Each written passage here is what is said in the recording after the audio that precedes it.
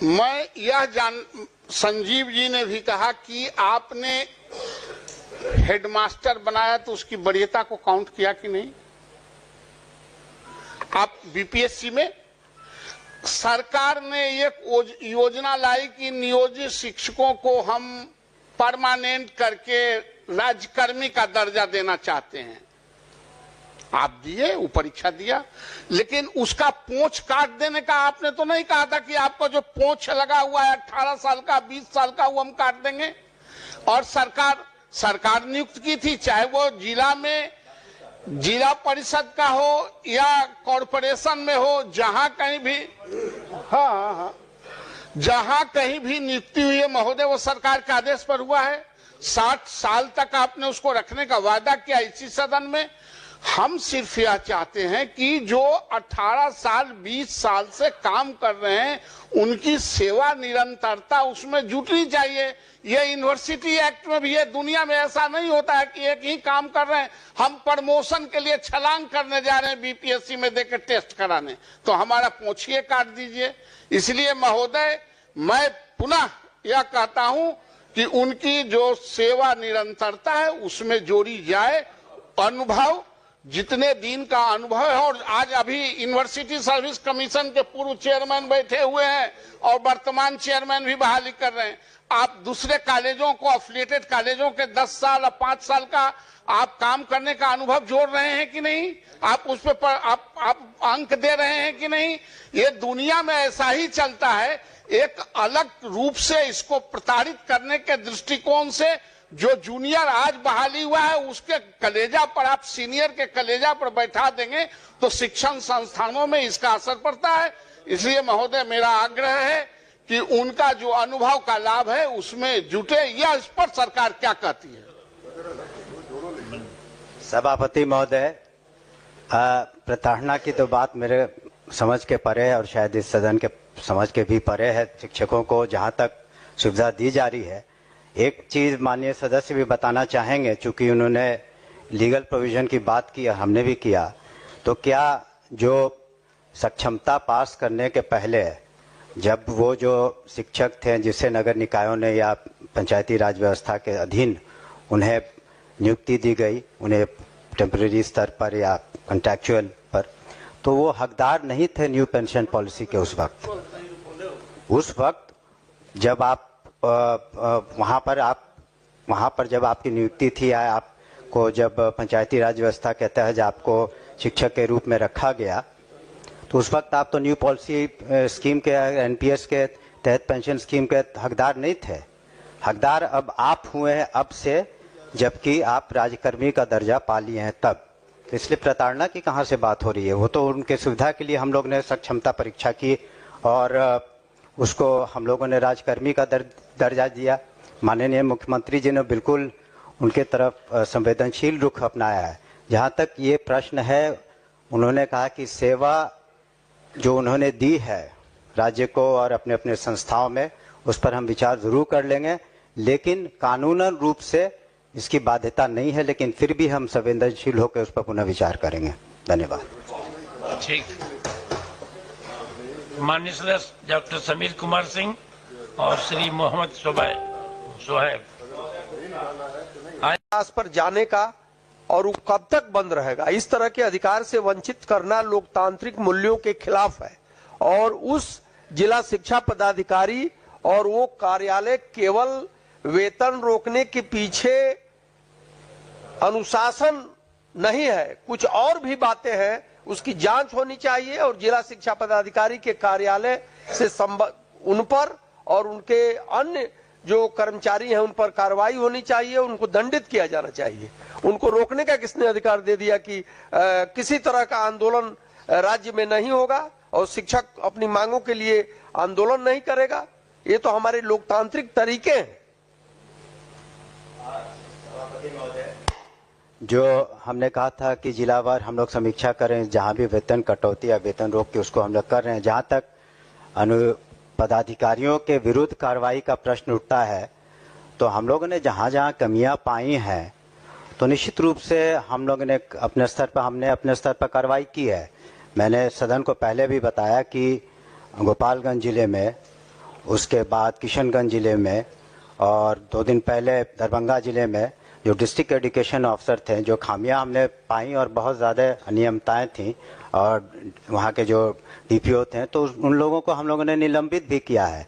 तो जहाँ इस तरह की कमियां उजागर होंगी कि जहाँ मेनस्ट्रिया इन्वॉल्व है, कि जहाँ पर जानबूझ करके या इस तरह की गलतियां हैं, तो हम लोग जिलावार समीक्षा कर रहे हैं। माननीय सदस्य को मैं कहना चाहूँगा कि इस जिले की भी जब हम लोग समीक्षा कर लेंगे, और हर जिले में जहां शिक्षकों की गलतियां नहीं है, उसको निश्चित रूप से उसका हम लोग सुधार कर लेंगे। मैंने पूर्व में भी कहा। माननीय श्रीमती शशि यादव। उत्तर प्राप्त हुआ है, लेकिन ये क जो है स्वीकारात्मक कहा गया है। ये विद्यालय रसोइया जो खाना बनाती हैं स्कूलों में, जिस वजह से आज स्कूलों की गुणवत्ता भी कुछ बढ़ी है, तो वो कह लीजिए कि उनको 1650 रुपया दिया जाता है, और हाल के वर्षों में कोई उनके मानदेय में बढ़ोतरी नहीं हुई है महोदय। और हम लोग कहीं भी जाते हैं, लोग सुनते हैं कि बिहार में 1650 विद्यालय रसोइया को मिलता है, तो शर्म से सर झुक जाता है महोदय। और इन्हें पार्ट टाइम कहा गया है, तो मैं ये कहना चाहती हूँ महोदय कि ये पार्ट टाइमर नहीं है, क्योंकि ये कह लीजिए बच्चों को खाना खिलाती हैं और पूरा साफ सफाई करके, पूरा खाना बना करके, और तब वो जाती हैं, तो वो 10 से 12 घंटे उसको लग जाते हैं महोदय। इसलिए उसे पार्ट टाइम ना कहा जाए। और ये जो कहा गया है कि सितंबर और अक्टूबर 24 का भुगतान किया जा रहा है, तो इस उत्तर का क्या मतलब समझे महोदय? भुगतान किया गया या किया जा रहा है, ये मतलब किया जा रहा है का क्या मतलब समझे महोदय? और हम ये चाहेंगे महोदय कि ये भी कहा गया कि भाई ये केंद्रांश से आने पर हम करते हैं, तो मुझे लगता है कि अब डबल इंजन की सरकार है, तो थोड़ा केंद्र सरकार से भी गुहार करके और ये बढ़ाया जाए, और बिहार एक मिसाल कायम करे, क्योंकि अन्य राज्यों में इससे ज्यादा मिलता है महोदय, बगल के राज्यों में इससे ज्यादा मिलता है। इसलिए यहाँ निश्चित तौर पर कम से कम 10,000 किया जाए महोदय, हम ये मांग करेंगे, क्योंकि बहुत गरीब परिवार की महिलाएं रहती हैं। अगर आप देख लीजिए कि जो घरों में घरेलू कामगार महिलाएं रहती हैं, वो भी अगर खाना बनाती हैं, तो आप कहीं से भी 5 से 7 हजार रुपया देते हैं, और ये स्कूल में इतना बड़ा योगदान दे रही हैं, और सबसे गरीब परिवार की महिलाएं हैं। इसलिए महोदय इस पर थोड़ा विशेष ध्यान दिया जाए और बिहार में एक मिसाल कायम किया जाए। सभापति महोदय, माननीय सदस्य ने जो अपनी बातें कही हैं, उन्हें ग्रहण करते हैं। दूसरी बात कि माननीय मुख्यमंत्री जी के नेतृत्व में सरकार संवेदनशील है। उन्होंने रसोइया के बारे में कहा, हम लोग उस पर विचार करेंगे, लेकिन उनको साथ साथ ये भी पूरा बिहार जानता है कि किस तरह से माननीय मुख्यमंत्री ने जो तालीमी मरकज़ है उनका 11,000 से 22,000, शिक्षा मित्र है उनका 12,000 से 23-24,000, और किस तरीके से जो टोला सेवक हैं, ताकि दलित बच्चों को भी उनको स्कूल में लाया जाए, 12,000 से 24,000 इसी सरकार ने किया है। तो सरकार तो बिल्कुल संवेदनशील है कि जहाँ तक प्रश्न है बच्चों को स्कूल तक लाने का, और इसी वजह से सरकार के इन सब प्रयासों की वजह से जहाँ ड्रॉप आउट 12% से ज़्यादा था, आज 1% से कम है। अन्य योजनाएं भी हैं, और निश्चित रूप से जो माननीय सदस्य की चिंता है, हम लोग भी उससे अवगत हैं, और उस पर हम लोग संवेदनशील रुख निश्चित रूप से अपनाएंगे। बजट को भी हम लोग को ध्यान में रखना होता है। शुक्रिया महोदय एक बस महोदय, महिला का सवाल है महोदय। बस ये बिल्कुल आपने उन सारे लोगों का किया है, तो इनको भी जो सबसे कम आप दे रहे हैं, उनको 11,000 दे रहे थे, किया है, वो अच्छी बात है, मगर 1650 रुपया आप दे रहे हैं इनको, तो इनका भी किया जाए। और 10 महीने का मिलता है महोदय, कम से कम इनको 12 महीने का किया जाए, ये हम जरूर मांग करेंगे। 10 महीने का आप देते हैं, जबकि स्कूल शिक्षकों को आप 12 महीना का देते हैं, तमाम कर्मचारियों को आप 12 महीना का देते हैं, तो इनको क्यों 10 महीने का देते हैं? इसलिए इनका भी 12 महीना किया जाए महोदय। ठीक, चलिए। माननीय सदस्य प्रोफेसर नवल कुमार किशोर यादव। जवाब भी आया है महोदय। मेरा प्रश्न यह है मोटा मोटी कि आपने जो बीपीएससी टीचर है उसको सीनियर बना दिया, और जो सक्षमता परीक्षा नियोजित है कि आपके अधिकारियों ने आपको गोल गोल घुमा घुमा करके उसको बताया है। लोग धरना पे बैठे हुए हैं वहां गर्दनी बाग में, और आपसे भी कितनी बार वो लोग आवेदन दे चुके हैं मिल करके। तो मैं निवेदन करूंगा कि उन लोगों से बुला करके बात कर लीजिए, आखिर इतना लंबा समय से क्यों इसको टाला जा रहा है। जो जांच होना है, कुछ होना है, फौरन हो जाए। आखिर वो लोग बूढ़े हो रहे हैं, उनकी उम्र जा रही है, उनको कोई देखने वाला नहीं है। सरकार अगर नहीं देखेगी तो कौन देखेगा। सरकार के ही घोषणा की वजह से उन लोगों की बहाली हुई और सब कुछ हुआ, और उसके बाद उनको कुछ नहीं हो रहा है। तो बुला करके उसको तुरंत इसी हफ्ते में हमको लगता है कि आप उसको शॉर्ट आउट कीजिए। जो जांच करना है उसको, जांच में क्या दिन लगता है, 2 दिन 4 दिन 10 दिन 15 दिन, उसको इस महीने में दिसंबर में उसको खत्म कीजिए, बड़ा मेहरबानी। ठीक। सभापति महोदय, जो जांच प्रतिवेदन आ गए हैं जिन मदरसों के 15, हमने कहा है कि असेंबली समाप्त होते ही उसको निर्णय ले लेंगे, और शेष जो प्रतिवेदन बाकी हैं उसको दिसंबर माह में हम लोग निश्चित रूप से 25 दिसंबर तक मांग लेंगे। यहाँ तक मुझसे प्रश्न है मिलने का, ये 12:30 बजे जैसे खत्म होगा ये सब, तो आप उनको अभी सूचित कर दें, हमारे कार्यालय में आ जाए, अभी मिल लेंगे। धन्यवाद। चलिए तारांकित प्रश्न ले जाएंगे। माननीय सदस्य डॉक्टर संजीव कुमार सिंह।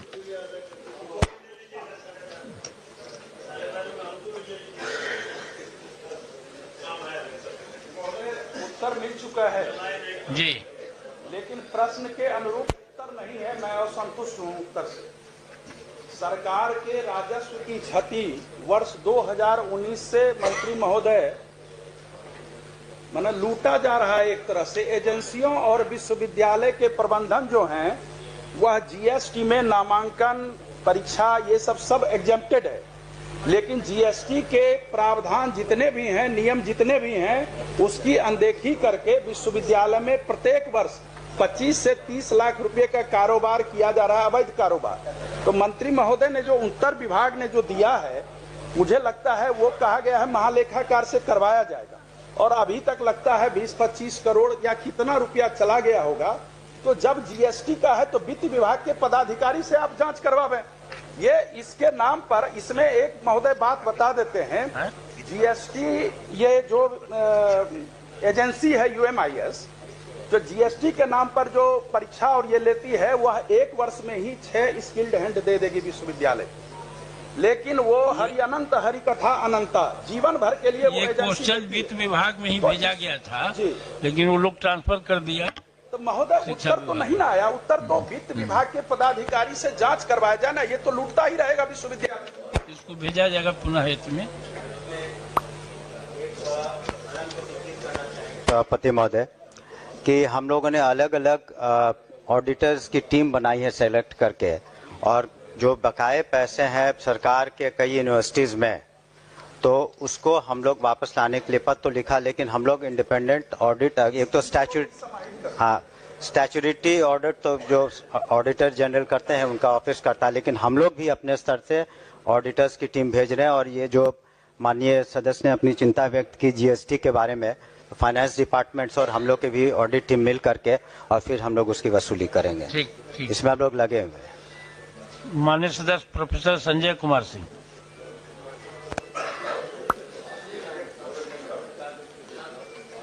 उत्तर आया है ना? हाँ, उत्तर नहीं है। हाँ? उत्तर आ गया है, देख लीजिए। हाँ? आया है उत्तर। हाँ?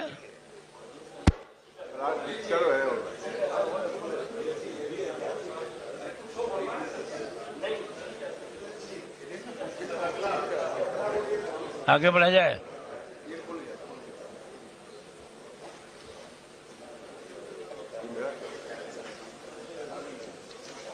लंबा है।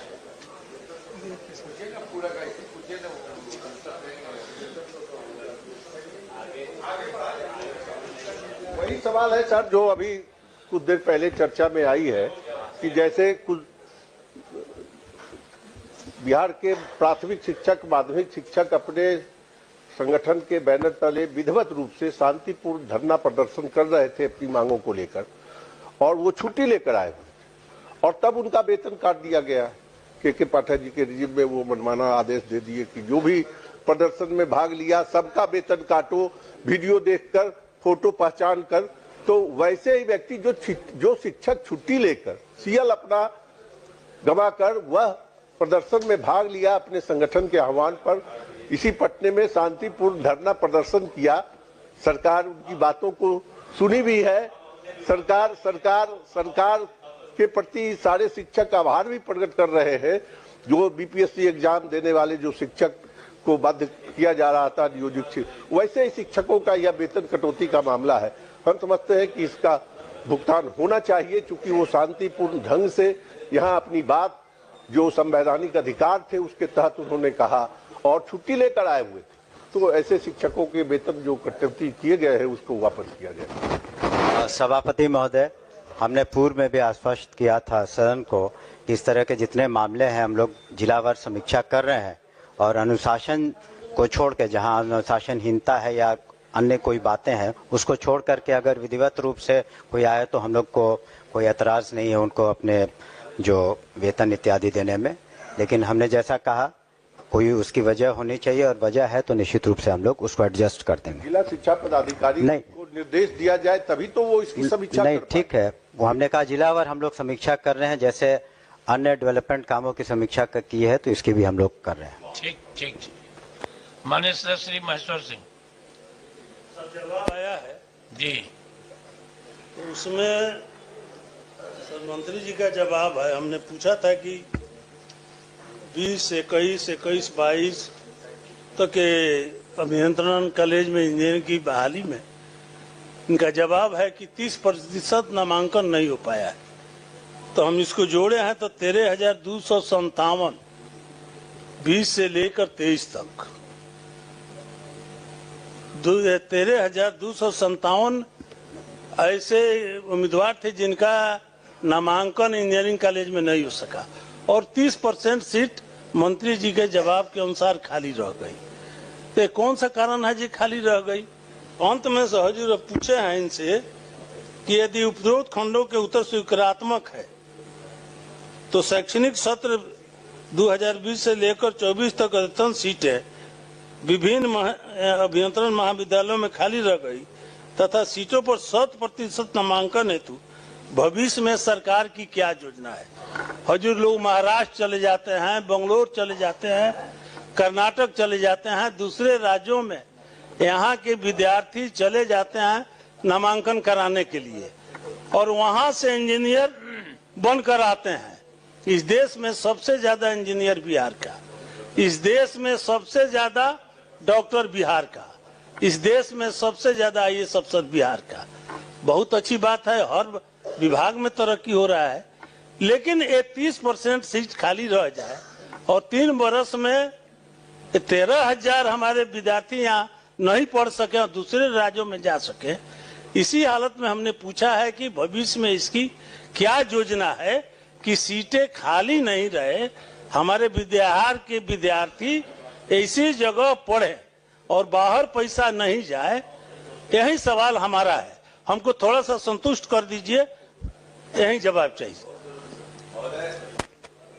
नामांकन को 100% सुनिश्चित करने के हेतु विभाग के अनुरोध पर छात्र ये सत्र 2024-25 में बिहार संयुक्त प्रवेश परीक्षा प्रतियोगिता परिषद पटना द्वारा विशेष काउंसलिंग दिनांक 19/4/24 से लेकर 4/12/24 तक निर्धारित है। विभाग 100% नामांकन सुनिश्चित करने हेतु प्रयत्नशील है और हम लोग लगातार प्रयास कर रहे हैं महोदय। होता यह है कि कई बार लोगों का यहाँ पे एंट्रेंस हो जाने के बाद भी कुछ बच्चे का ये मित्रवत होता है कि वो हमारे साथ पढ़ रहे थे, वो महाराष्ट्र में चले गए तो वो साथ में एडमिशन वहां ले लेते हैं। लेकिन अब हमारे नेता के निर्देशानुसार ऐसा हुआ है कि अब हम लोग का फीस भी 10 रुपए में इंजीनियरिंग की पढ़ाई हो रही है और 5 रुपए में पॉलिटेक्निक की पढ़ाई हो रही है। इसलिए मैं माननीय सदस्य को आश्वस्त करना चाहता हूं कि इस वित्तीय वर्ष से हम लोग लगभग 100% सीट अपना ये फुलफिल कर लेंगे। हाँ, कर दीजिए तो अच्छी बात है, लेकिन जो जवाब आया है कि महाराष्ट्र चला जाता है तो फिर कहे नहीं काउंसलिंग करते हैं? कर रहे हैं ना, कीजिए ना। जो 12 एक बार काउंसलिंग कर लिए और सीट हम खड़े हैं तो आप कहे खड़े हो गए? सवाल है कि हम एक बार काउंसलिंग कर लिए, नामांकन हो गया और हाँ ठीक हो गई है कर लिए, अब खाली रह जाता है सीट, तो फिर उसका काउंसलिंग कीजिए और नामांकन करके 100% कीजिए। आपको माने यहाँ कुछ करने की जरूरत नहीं, हम आपको एक सलाह सुझाव दे रहे हैं। 4-12 तक अभी है। माननीय सदस्य श्री नीरज कुमार महोदय, जवाब मिल गया है, जवाब से संतुष्ट भी है, लेकिन हम विभाग से एक अनुरोध करते हैं, ये सदन है सभापति महोदय, तो जब जवाब दीजिए तो पूर्ण जानकारी से सदन को अवगत कराइए। ये बिहार के लिए कितनी बड़ी उपलब्धि है सभापति महोदय कि राष्ट्रीय और अंतर्राष्ट्रीय, मैंने पूछा है कि राष्ट्रीय और अंतर्राष्ट्रीय स्तर पर बिहार के होनहार खिलाड़ियों ने परचम लहराया है, तो ये कह रहा है कि हाँ, तो जो आप सरकार